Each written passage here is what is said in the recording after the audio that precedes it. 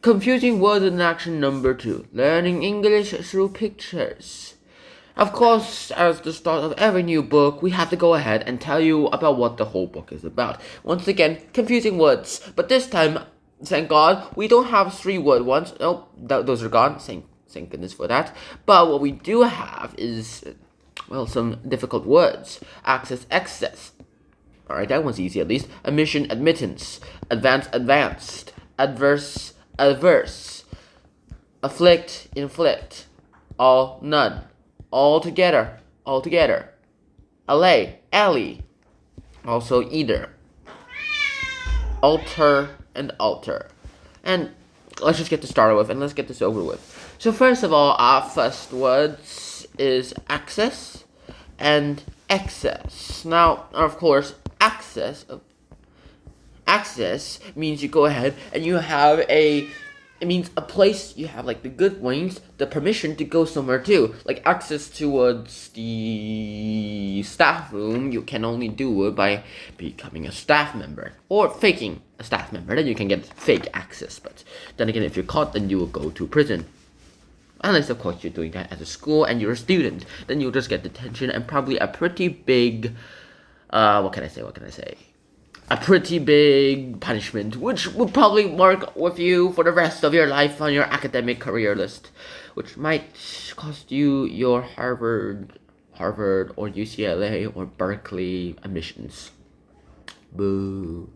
Our next up is excess. Now, excess basically means that you go ahead and you have too much of something, excess of something, like you do something a little too much. Well, that works out pretty well. Unless, of course, too much is like a bad thing. But if you have excess stuff, that means you can just donate it to other people if it's very useful. Alright, here we go. Here's the comic. Access to the communication center is very difficult, even if you have the correct documents. Some people complain of an excess of security precautions. Most people think it is better to be safe than sorry. I mean, sure, that is correct. It is sometimes quite excess, but unfortunately for us, there are illegal immigrants. Those things are a thing. Also, they don't exist as much as Trump says so. Alright, next up, our next words are admission and admittance. Alright, so basically both of them are literally the same thing, except one is a noun, like they're nouns. They're noun versions of the verb admit. Like, they're noun versions of the word admit. And to be honest, pretty much if it wasn't for that, we wouldn't get any difference between these two words as well too. Admissions basically is like a building or a place.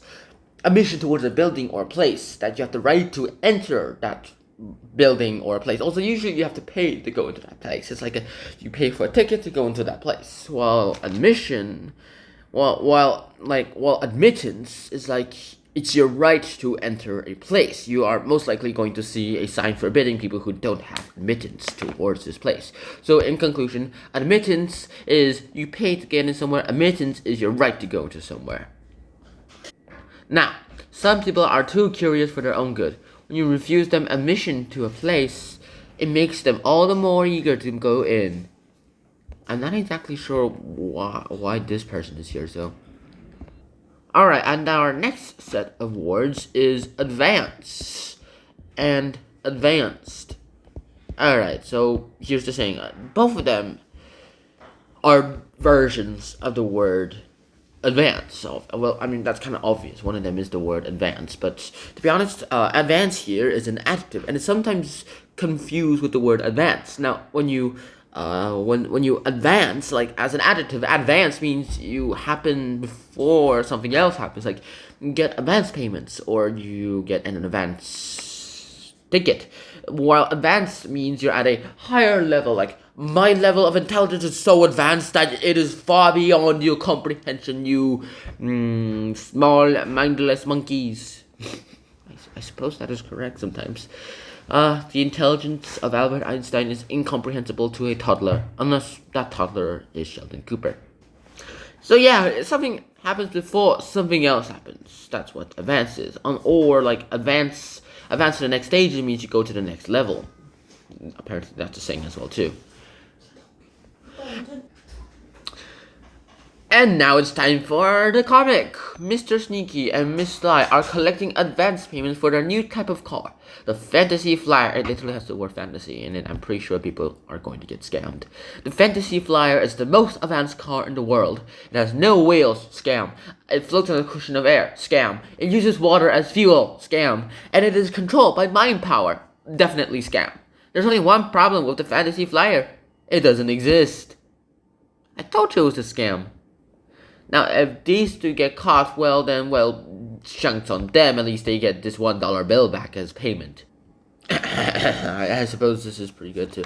Alright, next up, it's the words adverse and averse. Now, adverse basically means used in front of a noun, like an adverse effect or adverse action. And this basically means harmful or unfavorable, whereas averse means it's often always followed by to, and it's always used after a verb. Now, it means like if you not adverse towards something, that if you're not averse towards something, that means you don't dislike it. If you're adverse to something, then you dislike it. If you're not averse to something, you don't dislike it. So that technically means you like it. Like, I'm not averse to fruit. It's just that I don't like fruit. That's a very contradictory sentence, isn't it? I think a varied diet is best. I like meat pies, for example. But I like fish and chips just as much. And I'm not averse to a glass of red or white wine to drink with them, and a nice fruit pudding with ice cream to finish the meal. Yeah, this guy's going to get fat. What did I tell you? Unfortunately, my varied diet is having an adverse effect on my weight. Where is the vegetables? That's why you're having an adverse effect on your weight, man. I just wish I could talk with these characters and fix them. Alright. Our next words is afflicted with, and inflict. Now, when you're afflicted with something, that means that you are going ahead and, if you're afflicted by something, that means you're going to go ahead and you are caused pains or trouble towards you. Well, if you inflict to others, that means you cause pain or trouble to others. Afflict is something that happens to you. Inflict is something that happens to others. So pretty much this is what happens. Alright, let's continue this. Poor George is afflicted with a terrible stammer. He gets very embarrassed when he has to talk to people. He seems to feel the same about talking to him. He doesn't want to inflict any embarrassment on his family and friends. He avoids people. But people are kind. They know that becoming more confident will help his stammer. I mean, sure, it will help him, so. Alright, next up is the easiest two sets of words of all. And these two words, I'm not exactly even sure why these are confusing words. None and all. Well, obviously none is, as the name suggests, no one. Well, all is everyone. I mean, that's self-explanatory, don't you think? Here's the comic. How many of the class are absent today, Mrs. Piper? None, sir. Mrs. Good, then I can give them all some good news. Not all of you have done brilliantly in the exams, but you have all passed. Well done. Alright, our next words is all together. All together and all together. Alright, here's the thing. All together is literally the exact same thing of all together. It's just that you use them in different situations. And the fact that all together is two words, whereas all together is one word. All together, it means that every one of you or every person does the same thing at the same time. Like, you use all together, the two words, when you want to make a group of two people. Like you want to make a emphasis on two or more people doing something at the same time. Whereas all together now is like completely or totally, everyone's like completely or totally in sync. For example, let's do this all together. And for the two-word one is like, all together now, 1, 2, 3, let's start singing. Yeah. It is Grandma's 80th birthday today. This is the first time that the family have been all together since her 70th birthday party. It isn't altogether a happy occasion because Granddad died recently. Grandma misses him very much. But everyone is determined to celebrate her birthday and cheer her up. As usual, Uncle Albert leads the singing. All together now. 1, 2, 3. Happy birthday to you. Alright, seriously, so next up, our next words is allay and alley.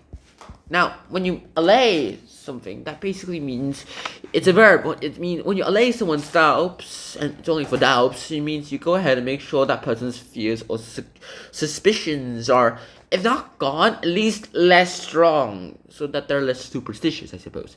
And then alley is like a narrow path or a lane between two buildings.